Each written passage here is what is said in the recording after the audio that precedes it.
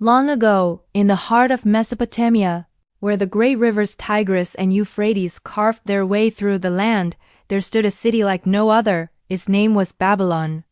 At first, Babylon was only a small settlement, nothing more than clay houses and narrow streets.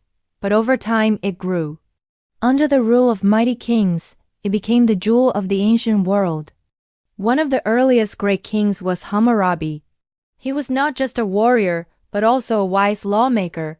Hammurabi gave his people the first written code of laws, rules that told them how to live fairly, how to solve disputes, and how to build a just society. Imagine standing before a tall stone pillar, covered in carved symbols telling everyone, if a man does wrong, here is the punishment. If a man is harmed, here is the justice. This was Babylon's gift to the world, the beginning of law. But Babylon was also a city of stories, myths, and wonders.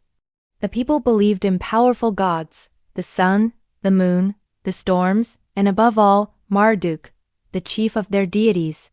Temples rose toward the sky, and priests performed rituals to keep the gods pleased.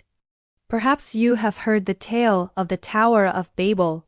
It is said that the people of Babylon once tried to build a tower so tall it would reach heaven, but the heavens were angered. Their languages were confused, and suddenly people could not understand one another. They quarreled and scattered across the earth. Whether the story is myth or truth, it shows how Babylon was always a place larger than life, filled with legends that shaped the imagination of the world. Centuries later came Nebuchadnezzar II, the most famous ruler of Babylon. He dreamed of making the city the most beautiful place on earth.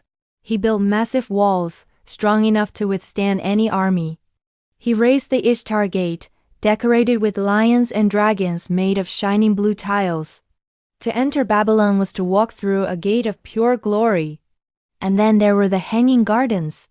Some say they were built for his queen, who missed the green mountains of her homeland. So Nebuchadnezzar ordered terraces of stone to be stacked high, filled with soil, and planted with trees, flowers, and vines. Water flowed through hidden channels, and the gardens seemed to float in the air. Travelers from faraway lands called them one of the 7 wonders of the world. For a time, Babylon was the center of culture, trade, and science.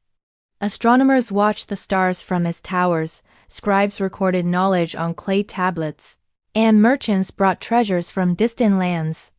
But no city lasts forever. In 539 BC, the Persian king Cyrus the Great entered Babylon. The mighty city, once unconquerable, bowed to a new power. Though Babylon remained for many years, its glory slowly faded. The rivers shifted, the walls crumbled, and the great gardens disappeared.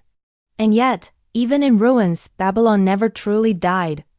Its stories lived on in the Bible, in myths, in history books, and in the imaginations of dreamers.